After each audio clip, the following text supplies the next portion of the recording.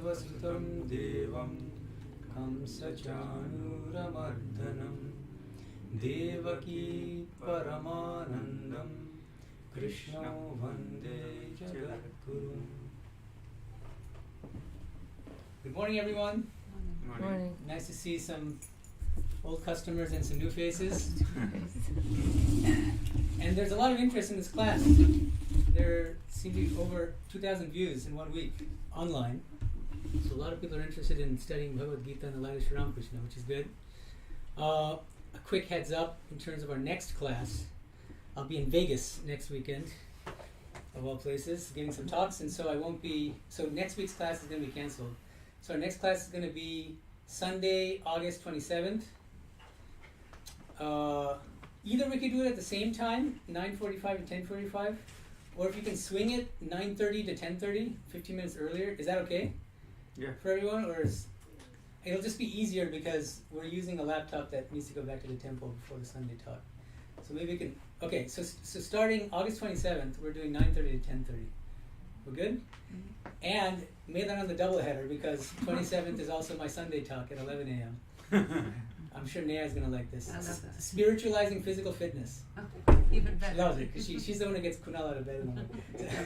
Okay, so yeah, spiritualizing physical fitness. So we got my Gita class from 9:30 to 10:30 a.m., 27th August, followed by an 11 a.m. Sunday talk, spiritualizing physical fitness. Okay, so let's get to it. So how many of you did at least part of the homework assignment, the reading? Oh good, look at that. You guys are good students. So good. I'm sure we'll have a good discussion today. So what we'll be discussing today, this is background. Before we actually dive into the Bhagavad Gita, we need some background. Part of that background is understanding some of the basic doctrines of the traditional schools of Vedanta. Why? I would say there are three main reasons. First is, when we actually get into the Bhagavad Gita, we're going to be sometimes consulting some of these traditional commentators. We're going to be reading, well, what's Shankara's take on this verse? What does Ramanuja say about this? In order to understand what they're saying, we have to have some rudimentary understanding of their respective philosophical frameworks. Basic. I mean, we're not going into details. That would be an entire course in its own right, but just detail, but some basic understanding. Second, we'll start this today actually. We won't just be talking about the doctrines of traditional schools of Vedanta. After I talk about, for instance, their take on the nature of Brahman, I'm going to ask you guys, and we'll discuss, where do we think Sri Ramakrishna falls on the spectrum? Does he agree with Shankara? What's going on here? Okay, let me turn off. Does he agree with Shankara or Ramanuja, or does he try to harmonize the different schools, and if so, how? And give me evidence. I always want evidence from the gospel or whatever text you want to refer to. Okay, so to understand Sri Ramakrishna's philosophy better and more accurately, it helps to have these kinds of basic coordinates. If you want to place the North Star, it's useful to know where the other star stands. So in the same way, if you understand the doctrine of Advaita Vedanta, Vishtadvaita Vedanta, and other Vedantic schools, then you can say, here's what's distinctive about Sri Ramakrishna's Vedantic philosophy, how his philosophy relates to these traditional schools. Second reason that it's important. And the third reason is just, I think it's important for its own sake. Because I think that for too long people have equated Vedanta with Advaita Vedanta, with one school of Vedanta. Not just in India but throughout the world, it seems like often when people say the word Vedanta, what they really mean is non-dual Vedanta, Advaita Vedanta. And that's just it's not fair, it's not accurate, and it shows a very narrow and skewed understanding of what Vedanta really means. So I think it's very important to expose yourself to non-Advaitic schools of Vedanta and to realize that they have very sophisticated doctrines and philosophies in their own right. Okay? All right, so let's get down to it. So what are the traditional schools of Vedanta? This is on page, so you can look at it like the PDF if you have a soft copy, or if you print it out, you can look at it. Like on page 3 of the reading today, I just mapped out some of the main traditional schools of Vedanta. The first one is Advaita Vedanta, which all of you have heard of, at least I'm sure. Shankara, contrary to what some people think, was not the founder of Advaita Vedanta. An earlier known Advaitin was Gaudapada, who is traditionally considered to be the guru's guru of Shankaracharya. So 2 generations prior to Shankara. And he composed Mandukya Karika, a great poetic commentary on the Mandukya Upanishad. Second school, Vishishtadvaita Vedanta. The term Vishishtadvaita is a little hard to translate, but usually it's translated as qualified non-dualism. So it's also non-dual actually, which is interesting. But it's a qualified form of non-dualism. Qualified, why? Qualified in the sense that the ultimate reality, Brahman, is qualified by the universe and living beings, by everything in this world of insentient things and all the living beings, jivas. Which means that there's one reality and it's Brahman, but this one reality encompasses this entire world. And each one of us is also, there are different metaphors for this, a part of Brahman, a spark of Brahman, something like that. The third school of Vedanta, traditional schools, often called Dvaita Vedanta. The reason why I avoid the term is because Dvaita means dualistic, and often the term dualistic has pejorative connotations, which it doesn't have in Madhva school. Madhva is the founder of this school. And secondly, Dvaita seems to imply that there are only 2 entities, but there aren't 2 entities. There are many more than 2 entities in Madhva's philosophy. And so I don't think dualism is the best way to characterize the philosophy. So I like to refer to it as Madhva Vedanta because it's very neutral. Madhva Vedanta just means the school of Vedanta taught by Madhva. Okay. And then there are a number of sub-schools of Vedanta that all fall under the category of what's called Bheda Vedanta. And this gets philosophically very complicated and sophisticated, but the basic idea is fairly simple. Bheda means difference. Abheda means non-difference. And so all of the schools of Bheda Vedanta believe in the simultaneous difference and non-difference between individual souls and Brahman. So in one respect or in one sense, we are non-different from Brahman. In another respect, we are different from Brahman. So they use analogies to make this a little clearer. What is the relationship between a spark of fire and the whole fire? In one sense, the spark is non-different from the fire. It's the same stuff. On the other hand, it doesn't make sense to say that the spark is identical with fire, because the fire is much larger and it has millions of sparks, right? So they use another example, ocean and waves, right? A wave is in one sense non-different from the ocean because it's just one temporary little ripple. Eventually it'll disappear. On the other hand, it's nothing but that ocean, right? Golden ornaments. Golden ornaments. Yeah, that's good. That's used for. That's from the Chandogya Upanishad, and in one sense, the ornament is non-different from gold. Why? Because it's made of nothing but gold. Non-different, but different. Why? Because if we imagine that there's a kind of pot of molten gold, the earring is not molten, right? It's a solid. There's a solid shape to that, which is different from the molten form of the gold. Right, so these are all, and we can multiply examples, but I'm just giving you a general overview. And there are many sub-schools, but I'm just mentioning 4 sub-schools of Bheda Vedanta. So all of them fall under this Bheda camp. And I'm not going to go into the details here, but Opadika Bheda, which was taught by Bhaskara, who was a contemporary of Shankara, so way back in the 8th century, a very old school of Bheda. Second is Nimbaka school, Swabhavika Bheda. So the last 3, if you're following along on page 3 of the reading for today, Nimbarka school, Chaitanya school, and Vallabha school are all bhakti schools of Vedanta, which means they're devotional schools. Third is Chaitanya's Achinta Bheda Vedanta, otherwise known as Gaudiya Vaishnavism. Gaudiya just means pertaining to Bengal, so the Bengal region. And finally, Vallabha school of Shuddhadvaita Vedanta, otherwise known as Pushti Marga. Okay? And you don't need to keep all this in your mind. I'm just giving you a kind of topographical overview of a bird's eye view of Vedanta, just so you understand how vast the landscape is.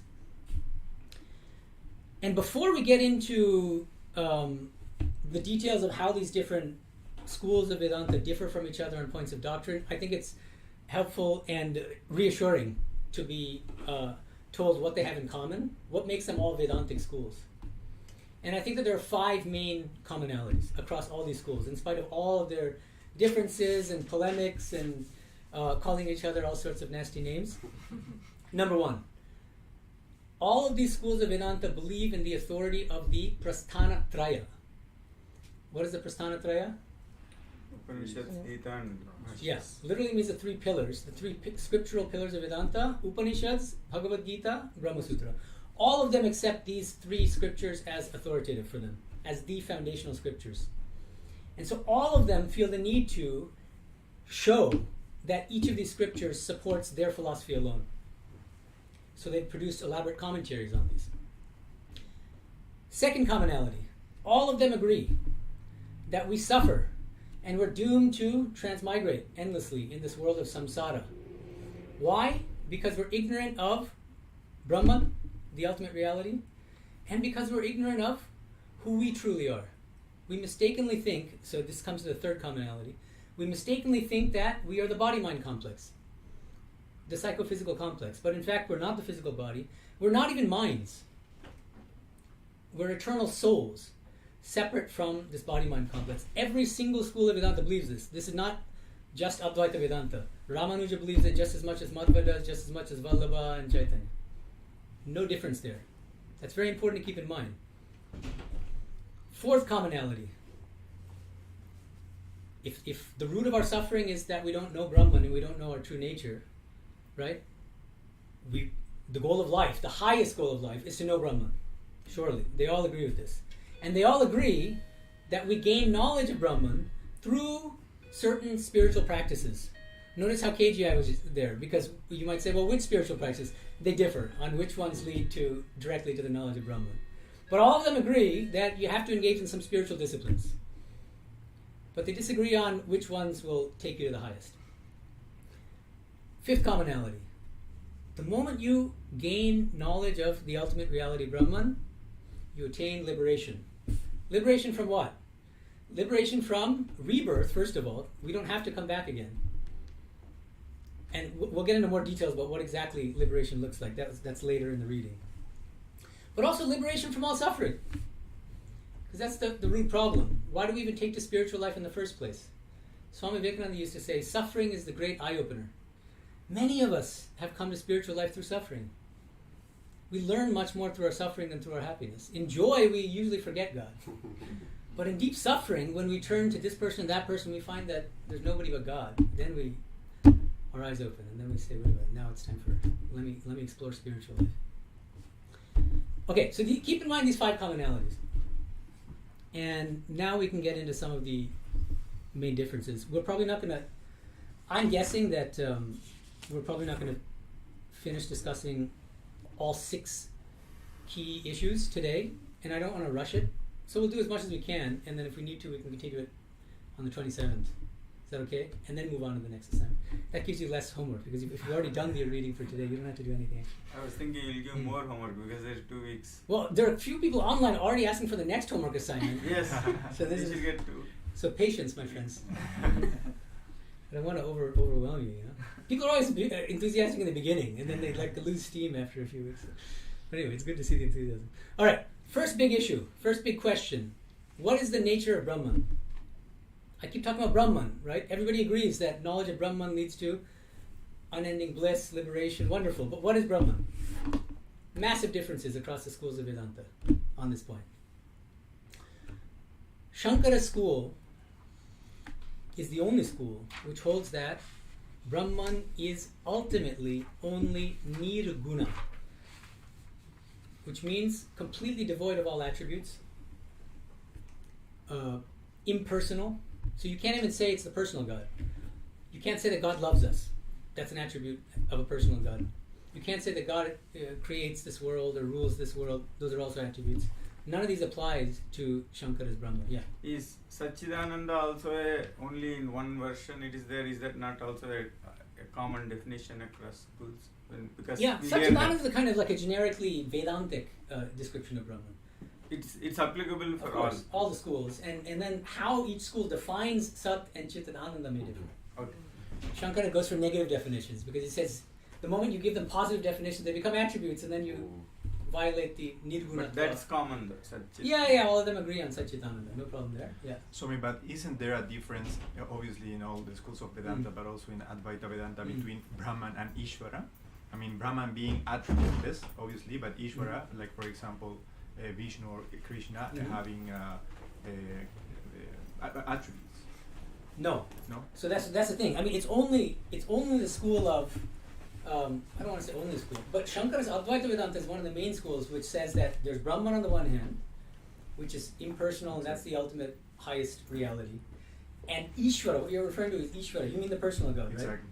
Yeah. According to Shankara's school, Ishvara, Shankara doesn't say that Ishvara, there's no point in worshipping Ishvara. What he says is it's good to worship Ishvara so long as you don't have sufficiently pure minds. And we'll talk about this in more detail later. So long as you have impure minds, minds that are full of distractions, what's the best practice to engage in? Bhakti yoga. Worship the personal God, because you're not eligible, you're not fit to practice jnana yoga, which is the higher discipline, the yoga of knowledge, the path of knowledge. And so worship this ultimately non-existent personal deity with the aim of purifying the mind and thereby making yourself eligible, qualified to practice jnana yoga, which alone leads to the knowledge of the highest truth, which is not at all Ishvara, but Nirguna Brahman, non-dual pure consciousness, which is your true nature. Okay. And what's the relationship, you might ask, within Shankara's school of between Brahman on the one hand, this Nirguna Brahman, and Ishvara, the personal God? Shankara will say it's the same thing. It's the same reality. But Ishvara is Nirguna Brahman, non-dual pure consciousness with upadhis. It's a technical term used by Shankara. Upadhi is often translated very technically as limiting adjuncts. Literally everything in this room that we see, the camera, the chairs, the laptop, every one of us, we're all non-dual pure consciousness. The only difference between all of us in this room and the difference between us and the table, different upadhis, different limiting adjuncts. This table is non-dual pure consciousness with the upadhi, the limiting adjunct of tableness. I am non-dual pure consciousness with the limiting adjunct of Medhanandatva. The chair is the same non-dual pure consciousness with the upadhi of chairness. And so the personal God is the same non-dual pure consciousness with the upadhi of Ishvaratva. And if you want evidence, Shankara says the following in his commentary on Brahma Sutra 2.1.14. So you can look it up later if you're interested. But I'll just read the relevant statement here. Shankara says, thus, Ishvara here means the personal God. Thus, Ishvara's rulership, omniscience, and omnipotence are dependent on the limiting adjuncts conjured up by ignorance. Notice what he's saying. All of the wonderful attributes of the personal God, rulership, omniscience, omnipotence, you can add more. The fact that he loves us and that he responds to our prayers, all these things are dependent on the limiting adjuncts conjured up by ignorance. Ignorance of what? Brahman, in the sense of non-dual Brahman. Everybody believes in Brahman, so do the Bhakti schools. You have to be more specific. Nirguna Brahman, non-dual, impersonal Brahman. Mm-hmm. So does Ishvara have ignorance? Ishvara is not infected with ignorance, but because we are ignorant of Brahman, of non-dual Brahman, we worship Ishvara. So Ishvara knows, I'm stuck with this limiting adjunct. But he knows. So the traditional terms used are Ishvara is Maya Dhish. He's the Lord of Maya, whereas we're Maya Dhin. We're dependent. We're slaves to Maya. We're the fools. We're the ones who are ignorant of the highest. Okay, then Shankara says. So let me read again. Ishvara's rulership, omniscience, and omnipotence are dependent on the limiting adjuncts conjured up by ignorance. But from the ultimate standpoint, Shankara is saying this. But from the ultimate standpoint, such terms as the ruler, the ruled, omniscience, etc. cannot be used with regard to the Atman, shining in its own nature, after the removal of all limiting adjuncts through knowledge. We need to unpack this a little bit. One sentence, but packed with kind of technical terms and ideas. First of all, it's very important to understand Shankara's school, Advaita Vedanta, to understand that there's what's called a two-tier ontology. He distinguishes the ultimate standpoint, which in Sanskrit is called the Paramatika standpoint, from the empirical or transactional standpoint. The Sanskrit term here is Vyavaharika standpoint. So according to Shankara's school, from the empirical standpoint, Vyavaharika standpoint, all of this is true. There's a personal God who loves us, who responds to our prayers. There's a table, there are chairs. Each one of us is independent, like different from each other. Wonderful. Everything is great. This world is real. The only catch is these things are only true so long as we remain ignorant of the highest truth, which is our true nature as non-dual pure consciousness. So the moment we attain knowledge of non-dual impersonal Brahman, what happens? All the upadhis vanish. And then we realize something more radical. There never were upadhis in the first place. That was all part of... We can't even say it was part of our hallucination, because if there was a hallucination, that's something that I had done in the past. I had falsely dreamed something, but there was never any dream. It gets kind of heady and weird. Because there's just, from the ultimate standpoint, ajata. That's the term used by Gaudapada. Yeah, Kunal? Do you have a question? No, okay. Literally, there never was an illusion. I mean, there's never even a hallucination. There's just non-dual pure consciousness all along. That's the view of Advaita Vedanta. From the ultimate standpoint. Okay? Gaudapada says it clearly in his Mandukya Karika. Nairodho na chotpatti nabaddho na cha sadakaha namamukshu navai mukta ityesha paramatata. From the ultimate standpoint, no world, no creation, no dissolution, no one bound, no sadhaka, no spiritual aspirant, no one liberated. There's just non-dual pure consciousness and nothing else. Okay. So I've gone into some detail on Advaita just to clarify, because Shankara is like one of these figures. He's so larger than life, culturally, intellectually, spiritually, monastically, in India and throughout the world, that everybody loves Shankara and they each want him to be saying what they believe. And so there are like 10 different Shankaras. And one believes in the reality of the personal God, one believes, yes, no, why do you say that Shankara thinks that the world is unreal? No, he thinks the world is real. And there's all these disputes. So in any case, I'm not going to go into details. That would be a separate course in its own right. I'm actually, at some point I was thinking of, I want to write an academic article called, anyone who knows Eminem will appreciate the title. Will the real Shankara please stand up? Going back to my undergrad. Okay, so now let's go to the other schools of Vedanta, because we've dwelled on Advaita for a while. What do other schools of Vedanta say about the nature of Brahman? All the other schools of Vedanta say that Brahman is saguna, personal, with attributes. But there are some subtleties here. Okay, so let's distinguish, first of all, let's put in one camp among the Bhakti schools of Vedanta, Ramanuja's Vishtadvaita Vedanta and Madhva's Madhva Vedanta, his school. Because they say that Brahman is only saguna. So they literally just flip Shankara on his head. Shankara says Brahman is only nirguna, impersonal without attributes. Ramanuja and Madhva say, you got it exactly wrong, Shankara. Brahman is actually only saguna. And what you're calling nirguna Brahman doesn't exist. It's a figment of your imagination. Your whole philosophy is based on a lie. Yeah. And by saguna they refer to given the qualities like omniscient, Correct. omnipotent. They're called technically in philosophy of religion omni-attributes. Right. All the wonderful attributes of the Right. personal God. So Omniscience, it's kind of like Brahma Samaj style. It's still not in terms of name and form. Most they also have like these. Okay, let's be careful here, because Brahma Samaj, you're referring to Brahma Samaj, which is a 19th century Hindu reform movement, which was not Advaitic. They didn't believe in Advaita Vedanta. Why? Because we have to distinguish two things here. There are two axes. This is important in general, so I think it's worth mentioning. Okay, there are two sets of terms in Sanskrit. Okay, two pairs, which you need to understand. One is nirguna versus saguna, which we talked about, or we're talking about now. There's another axis, or another pair of terms. Nirakara and sakara. Mm. Yeah, I think that's the confusion. Yeah, so I think you're mixing up these things. So the thing is, nirguna. Guna means, let's just say, attributes or qualities. Akara. What does akara mean? Form. Correct, form. Now, these terms give us a nice way to map the different schools, how they understand Brahman. Brahma Samaj, we can immediately place it. They believe in saguna Brahman, but nirakara. Yeah. Formless but personal God. So does Islam, right? So does Sikhism. And there are other schools, other devotional schools. They believe that God is personal, but invisible, with no form. How can you have both?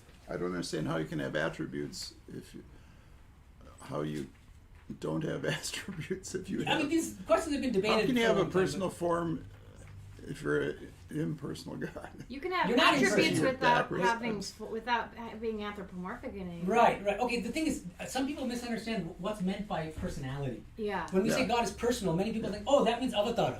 Means he has a human body like Ramakrishna or Krishna. No, that's not what personal means. Personal means the personal God with the omni attributes. Omniscience, omnipotence, these are all things that you can have in the absence of any kind of physical casing. Oh, okay. So that's it. I think often, thanks for bringing that up, because I think some people think personal God means an avatar, an incarnation. That's not what's meant. Any other questions about this? And so, Advaita Vedanta, Shankara school, they believe in, now you tell me, what do they believe in? What's the nature of God? Nirguna Nirakara. Ramanuja and Madhva believe in Saguna and Sakara.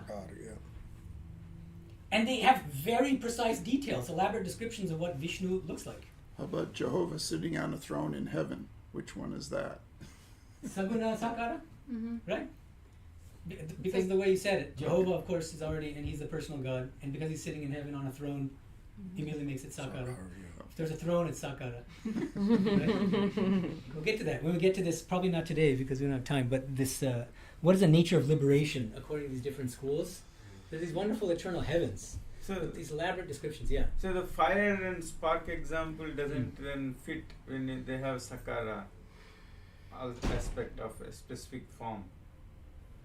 Why? I mean, when you say form, then I have to know what the form is actually. Right. It's not different forms, and or are they saying form but different forms? Yeah, but remember Ramanuja says that Brahman, that Vishnu Narayana, is actually qualified by this world and all living beings, which means that's part of his form in a certain sense. And he uses a beautiful metaphor of this world is the body of God, Sharira. And God is the Shariri. Vishnu is the Shariri. So it's not an easy thing to visualize the form because it is including. These all come from spiritual experiences, right? Every one of these philosophies is grounded in spiritual experience. These are not intellectual constructs. Yeah. Every one of these founders of all of these traditional schools are all realized souls. Some people think that when you realize God, everybody will instantly agree with each other. Yes! We all agree that God is exactly like this. No! Realized souls disagree with each other. Why?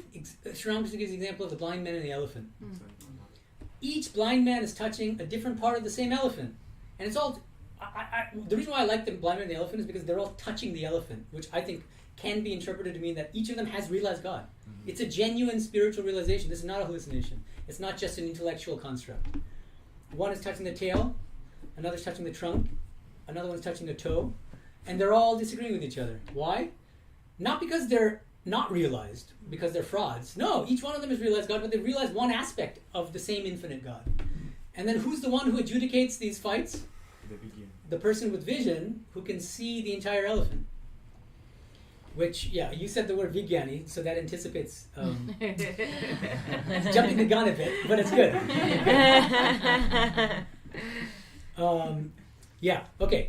Okay, so now, we've now talked about Shankara's Advaita Vedanta, Nirguna Nirakara from the ultimate standpoint, personal God, ultimately unreal, non-existent.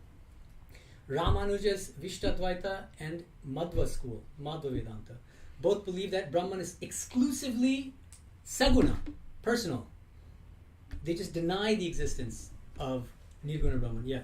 What is the difference between Ishvara and Saguna Brahman in the Dvaita and Vishishtadvaita schools? Ishvara is just another name for Saguna Brahman. It's not, there's no need to separate them. Yeah, Ishvara just means personal God.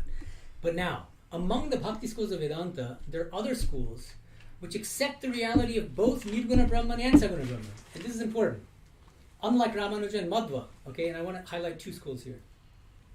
Vallabha's Shuddha Advaita Vedanta, Shuddha literally means pure, Advaita means non-dual. So Vallabha school is called, polemically, the pure non-dual school. As opposed to what? The impure non-duality of Shankara. So you see why they all call each other names. I can explain why very briefly. the basic idea from the standpoint of Vallabha school is, if you push Shankara in his school on the issue of where this world illusion comes from, they say, simple, Maya. And then Vallabha says, what the heck is this Maya? Does it exist? If the answer is, yes, it exists, it's no longer non-duality, second entity alongside Brahman. If the answer is, well, it doesn't ultimately exist, then you can't say that that's Maya is the source of this illusory appearance. If the thing is unreal, it can't be the source of anything. And so there are serious philosophical difficulties, complexities involved in this classical Advaitic attempt to explain this illusory world appearance on the basis of what they call Maya. And what Vallabha says is, they compromise their own non-duality by positing a second entity called Maya alongside Brahman, non-dual preconsciousness, in order to account for this undeniable fact. We at least think that we're all sitting here in the same room together. How is that possible? They say Maya, they say, bam, that's a second entity. Advaita compromise. So Vallabha says, I'm the true Advaitin. I'm the pure non-dualist. But in order to be a pure non-dualist, you have to completely, radically change your entire philosophical worldview. You have to ditch the idea that Brahman is only Nirguna, and you have to accept that actually the highest truth is Krishna. He was a Vaishnava. Vallabha and Chaitanya, both of these schools, Vallabha Shuddha Advaita and Chaitanya's Achintya Veda Vedanta, Gaudiya Vaishnavism, are Vaishnava schools, which means the supreme reality is Krishna. But one caveat here, which is very significant, is they say that, what about Nirguna Brahman? They say, yes, we believe in it fully. What those Shankarites, what they want, what they covet, what they conceive as their highest goal, that's just the peripheral brilliance of Krishna, of our beloved Krishna. Tanubha, or Pratibha. These are two terms used in Sanskrit by the traditional followers of Chaitanya.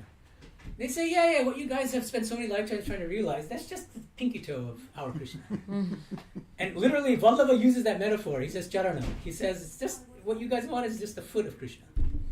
Charanam.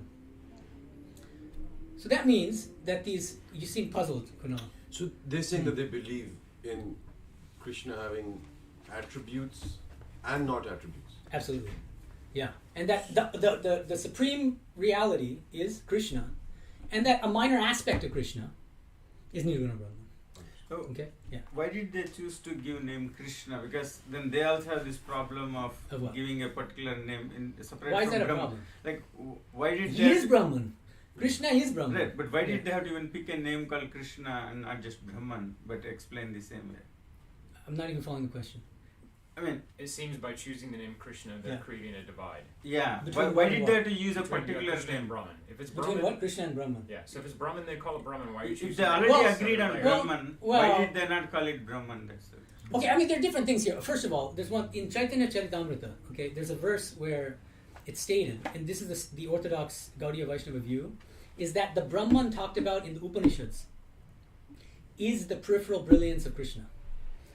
So I mean, it's easier to relate, when we say Krishna. well, okay, but hold on. Let me pursue this first a little bit. So the thing is, what they say is that ultimate reality Brahman talked about in the Upanishads is actually not the highest truth. Oh, so they Their main believe in Brahman but not as their the main scripture is Bhagavad Purana. That to them is, in a certain sense, higher than the Upanishads. Why? Because it praises the glories of Krishna. They also obviously accept, as I said, all the schools accept the authority of the Prasthanatraya, but they say that Bhagavad Purana goes further.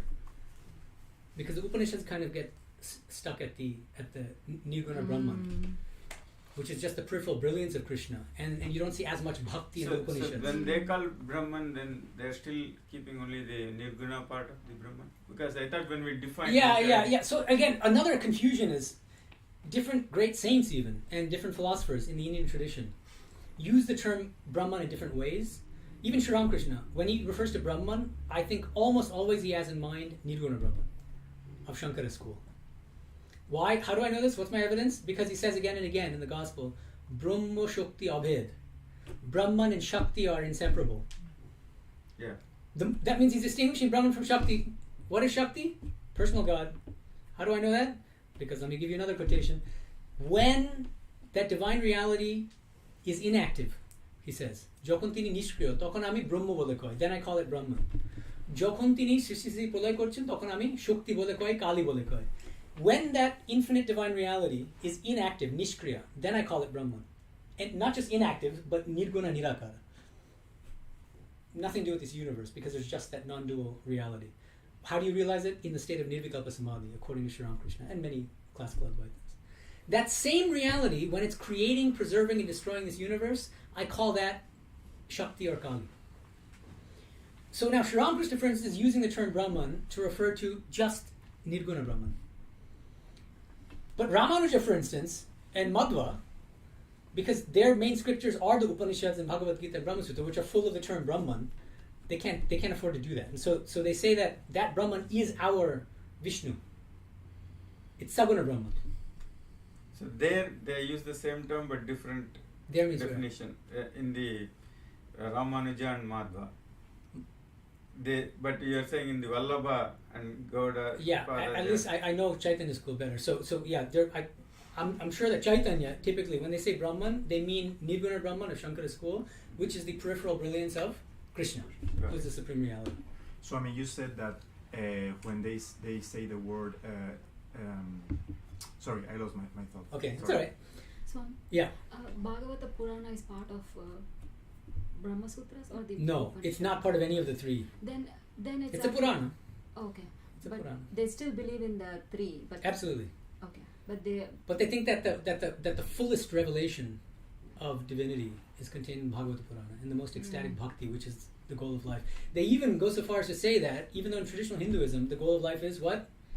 Liberation. Love God. Mukti. Yeah. They say that's not the highest goal. There's a Panchama Purushartha, there's a fifth, because that's the fourth usually. Dharma, Artha, Kama, Moksha. Yeah. Dharma, righteousness, a life of righteousness. Artha, material wealth. Kama, fulfilling your worldly desires. Fourth, Purushartha, the highest, is supposed to be, according to traditional Hindus, Moksha, Mukti, liberation from rebirth. They say, no, there's a fifth, higher than Mukti. What is it? Love of God. Bhakti, love of Yeah. God, ecstatic love of God. Even Sri Ramakrishna sometimes in the Gospel will sing that. Says, he says, Divine Mother's, she's not that hesitant to grant mukti to people, but she's hesitant to grant ecstatic bhakti. This is a very Vaishnava kind of a sentence. Bhakti is even greater than mukti. And mukti, not that you don't get mukti, it's an incidental byproduct. Is what they, tucca phala. It's an incidental byproduct of the fifth and highest supreme goal, which is bhakti. But you don't covet liberation. You get it automatically because God is God. And, I used to think that non-dual, consciousness is a very difficult concept for people to understand. So people at that time had Krishna and all of this, and the stories devised so that it is easily relatable. I know, but that's I get it. But the thing is, that's already a kind of condescending Advaitic standpoint, right? So because that's already assuming higher and lower and saying that yeah, for stupid people. But he just said he used to. Yeah, so maybe he's changing So, because he's that's right. he's evolving, which is good. That's what we're going for. Yeah. So who knows? But You said that Shakti meant the personal God. And I'm curious, does the Advaitic perspective of Shakti would be Prakriti and the three gunas and the whole Maya universe and the world? Would that be related to Shakti? Yeah, so we get to that in point 3, because that's what is the relationship between Brahman and the world. So let me table that. We probably won't get to it. I want to at least finish the second issue, which is, so we're done with the first one. What is the nature of Brahman? So we've covered, Good. Well, what? For the what is the Bhaskara? You said it's slightly different from the other three. Okay. So Bhaskara's Aupadika Veda also just believes that Brahman is ultimately Saguna Brahman, personal God. So let's leave it at that for now. But let me ask you this question, as I promised. After each issue that we talk about, I'm going to ask you, where does Sri Ramakrishna stand? Some of you, many of you, probably have read at least parts of Sri Ramakrishna's teachings from the Gospel. Where do you think he stands? Okay, so there's 3 options, Ask the right? question again. Okay, let me clarify the 3 basic standpoints here. According to the traditional schools of Vedanta, one is Brahman is ultimately only nirguna, non-dual and strictly attributeless, impersonal. Shankara school. Right. Second position on Brahman, on the true nature of Brahman, Ramanuja and Madhva, exactly the opposite. Brahman is only saguna, personal, with attributes. Specifically, Vishnu Narayana. Third position, the ultimate reality, Brahman. Well, okay, so I mean, it's complicated because Chaitanya school also sometimes, when they're interpreting Upanishads, I think that sometimes they even interpret Brahman in terms of Krishna. It depends on context, okay? So it gets complicated exegetically. But in any case, the third view is, as I've been mapping out, Vallabha Shuddha Advaita and Chaitanya school, Achintya Veda Vedanta. What do they say? We accept the reality of both Nirguna Brahman and Saguna Brahman. Brahman is both, Saguna and Nirguna, personal and impersonal, with attributes, without attributes. But there's a hierarchy. The supreme reality is the personal God, Krishna, specifically Krishna because both Chaitanya school and Vallabha school are Vaishnava schools. And what is Nirguna Brahman? A minor aspect of Krishna. You see how they're not on an equal footing? Nirguna Brahman is just a minor aspect of Saguna Brahman, Krishna. Now, these are the three basic positions, according to the traditional schools of Vedanta. Now, where do you think Sri Ramakrishna stands on the spectrum? All over. Hmm? All over. What does all over mean? Isn't he like the third one, but he switches the Nirguna and Saguna? What do you mean? So one person is suggesting that he's the third I option, think so it the depends on Vallabha, who you ask. Yeah, but Chaitanya, but but he- switching it in what sense? he sees his Nirguna as the absolute, and then the Saguna as a aspect of the Nirguna, or as a person. Give me evidence. It's hard if you don't have the text in front of you, Yeah, I don't- unless you memorize parts. I mean, I would say that Sri Ramakrishna just encompasses both, like Nirguna and Saguna, but there's no higher, lower. It's just the entire weight of the bill fruit. Like, that would be Right. like the example that comes to my mind. Like, Right. where, yes, like, you cannot just discard the other one, or, vice versa. Right. What analogy does Sri Ramakrishna use to explain the relationship between Brahman and Shakti? Water and ice. Water and ice. Fire and and heat. heat. Fire and and heat. burn is very Fire and important. heat, yeah. In Bangla, Ogni Artha Dahika Milk Shakti. and its Milk. whiteness. Agni and Yeah, its yeah, Dahika yeah. Shakti. This is very important. And he even specifically says, one cannot think of fire without thinking of its power to burn. One cannot think of fire's power to burn without thinking of fire. So notice that there's a Milk and white. Yeah. bidirectional dependence here. Can you explain that analogy? Sorry, I don't know the analogy. Sure, yeah. So Sri Ramakrishna will say Brahman and Shakti are inseparable. Yeah. Abhed. Like fire and its power to burn. Because the very concept or definition of fire has built into it its capacity to burn. And the moment and the very idea of a capacity to burn has built into it the idea of fire. Because to explain what burning means, you have to bring in the concept of fire. So the two things are inextricably linked. And he's saying Brahman and Shakti are linked in the same way. You can't have one without the other, and it's bidirectional. Now, how does that differ from classical Advaita? Let me just pursue this for a second. What's their favorite analogy? The snake and the rope. Exactly. But we say it's not a snake. It's a snake, and it's coiled up snake, or it's a. Well, hold on. Okay. Before we go to we, let's go back. Me and Ramakrishna. Let's go. Yeah. No, it's good. We're all we here. With Ramakrishna. Oh my God. Well, let's go back to traditional Advaita first. Does the rope? Is the rope and the snake analogy does it lend itself? Is it similar to the fire and the power to burn? It's not. No. Why? What makes it different? Because Because one it relates is- the other. I mean, In what sense? when you realize that it is a rope and not a snake, the snake doesn't exist anymore. Exactly, and it never did. That's the kind of extra twist, the creepy twist to Advaita, which is that there never was an illusion of a snake in the first place. So now This is follow something it that many through people for don't him. even. Huh? Follow it through for him, so you can explain the For rest whom? of it. Sorry. He was asking about the fire and its power to Oh, burn. yeah, sorry, You're going I'm on the coming back. snake. What about Let's that? finish the snake and Huh? the rope. I got that. You did get it. Okay, so you're good now. But you said a Okay. very interesting thing. You just said there was no illusion of the snake in the first place. Well, that's classical Advaita Vedanta. Because if there was, then there had to have been a dreamer or somebody suffering from a delusion. Again, non-duality is compromised. And it's very difficult to explain even an illusory world appearance. Because an illusion has to be an illusion to someone, to somebody perceiving something. But then that's not non-dual anymore. They're really in difficult philosophical straits when it comes to explaining what is the source of this world illusion. Okay, we'll get to this again later in the context of, is Jivan Mukti possible? Is it possible to attain liberation while still in this physical body? Advaita, we might think, well, Advaita is famous for believing in Jivan Mukti. It's true, but they're also hard pressed to justify the possibility of liberation while in the physical body. Now, that's much later, so I'm just anticipating. Let me let's talk about the third issue now. Okay, unless any other questions about the second issue. What was the second issue? Oh, I haven't gotten to the second issue. Yeah. No, we only you're finished the one. leaving a we're lot still out. wow. Okay, I wanted to get to the second issue so that we only cover 4 for the next class. Okay, otherwise we're never going to get to the Gita. Okay, second big question: is the world real or unreal? Big question. We all want to know. They're both real. Whoa. Okay, I don't even know what both means. Hold on, let's hold our horses a little. Okay, is the world real or unreal? Real. According to Advaita, According it's to not. Ramakrishna, real.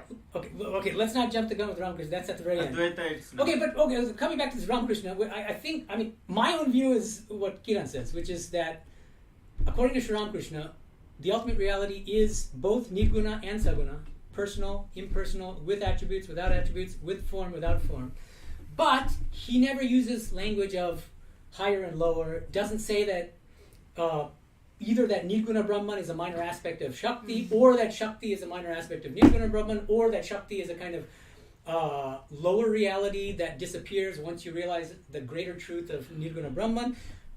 But what I've just said is massively controversial, and we're going to get into the weeds of this issue in our next homework assignment, which, as I said, some people online are already asking for. So I might provide it in the next link under the YouTube description. It's chapter 1 of my book, Infinite Paths to Infinite Reality, where I discuss Sri Ramakrishna's philosophical teachings in detail, and I also discuss other competing interpretations of his teachings. One of which is that no, he agrees with Shankara that the highest reality is nirguna, and that it's only out of ignorance that we think of God as personal and that we engage in bhakti. And my argument is that that's very hard to sustain on the basis of the textual evidence. But in any case, there's room for intelligent people can disagree about these things. So I'll expose you to the different viewpoints in our next homework assignment. We're not there yet because we've spent almost the whole class discussing just the first issue. So now, I want to get to the second question. Oh, I just did. Is the world real or unreal? So according to Shankara's school, the answer is Unreal. ultimately non-existent. He uses, one of his favorite phrases is in Sanskrit, avidya kalpita, conjured up by ignorance, imagined by ignorance. What? This entire world of names and forms. Avidya kalpita namarupakyam jagat.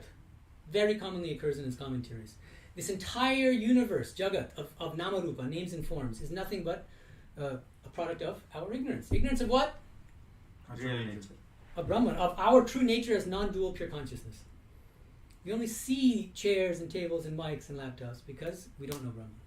And the moment we realize Brahman, snake disappears, what's left is a rope, which is our true nature is non-dual pure consciousness. Swami, but I think it's very important to state what is believed to be unreal and real, because even Thakur Sri Ramakrishna in the Gospel says that when we talk about being unreal, we mean transitory, unreal to be eternal. Mm-hmm. So in that sense, Brahman alone is real because it's the only eternal reality, and the world and even Ishvara or the Avatara when he comes is unreal because it disappears in space, time and causation in Maya. In that sense. Okay, so yeah, so what? How do you define reality? That does get kind of technical, but I kind of try to bypass all the technicalities by just saying the world is real in the sense of existing. exists.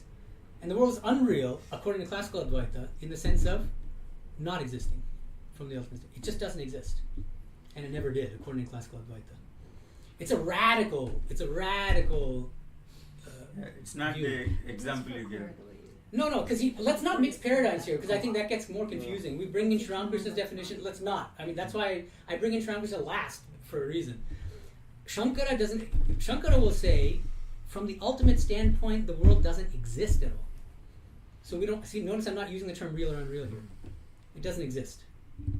And if you ask what does existence, I don't know how else to explain it. It's just that at one point you had like definitions terminated, and I don't see what the problem is here exactly. But because other schools say it does exist, the world does exist. This world of names and forms does. Every other school of Vedanta says the world does exist, and they don't even accept Shankara's distinction between ultimate and empirical standpoints. That's important. So it would be inaccurate to say that other schools of Vedanta think that the world does exist from the ultimate standpoint. They say we reject your whole two-tier ontology in the first place.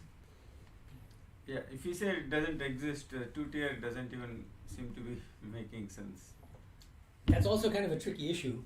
But again, what is a two-tier? The empirical or transactional tier standpoint is nothing but the standpoint of ignorance. It's not that it exists in some weird way, in some lower way. From ignorance standpoint, We're all ignorant. That's why we think that we exist and that we're talking to each other right now and holding a class in the Bhagavad Gita. Eventually going to have a class in the Bhagavad Gita. Literally. Yeah. Okay. That's Shankara, right? This is Shankara. Every other school, this goes back to Govind's question in a way. Every other school holds that the world is real, but impermanent. But this gets slightly complicated. Okay, but think about waves in water, in an ocean. Waves are perfectly real while they exist, but then they lapse back into the ocean. Now, according to all Hindu thinkers, basically, this creation is cyclical. Big bang, big crunch. But what happens is, right now this world's in a manifest state. That's why we're here talking to each other. Eventually, after I don't know, Lord knows how many years, big crunch. I don't know what they call it these days. But in any case, the whole universe is going to contract back into a seed state. But does it mean that it disappears? No. Seed, the tree is potential in the seed in the same way the universe is potential in this seed form of the universe. So in that sense, the world is permanent, eternal in a certain sense. It's just changing. It's like in physics. It explains it nicely. It's just because there's a law of the conservation of energy. Energy can't just vanish into thin air. It's still there. It's just not in the. This mic won't be a mic at that point. It'll be. But what that mic consists of in terms of its elements as energy, that exists, but just in the seed state, along with everything else, in this kind of yogi kind of a seed state. Does this make sense? Yeah. Okay. And okay, so that's the second issue. And I promised that I would end at 10:40 today because the laptop needs to go back to the temple. And so this is, I think, the right place to stop. We're going to discuss. I'm just going to give you a little anticipation here. 4 issues in our next class, which is on the 27th, from 9:30 to 10:30 a.m. So 50 minutes earlier. I don't know if that's going to be hard. So, what is the relation between Brahman and the world? That's issue 3. Issue 4. What is the relation between Brahman and the individual soul?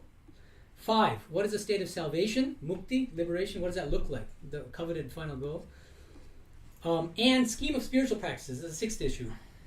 Is one particular spiritual practice higher than the others? Oh, one thing I didn't cover is Sri Ramakrishna's view. Is the world real or unreal? Let's stop with that very quickly. Anyone?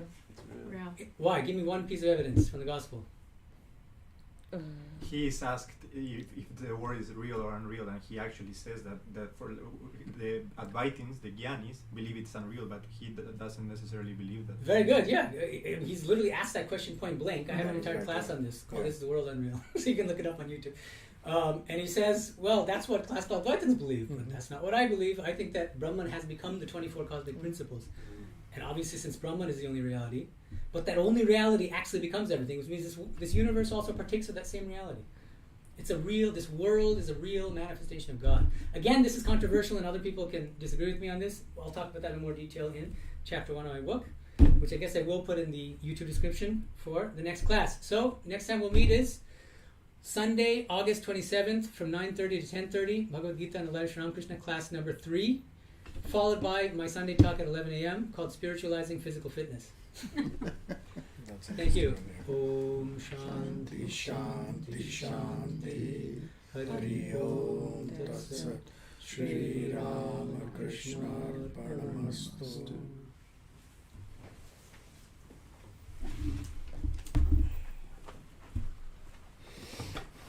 How do you get this class online?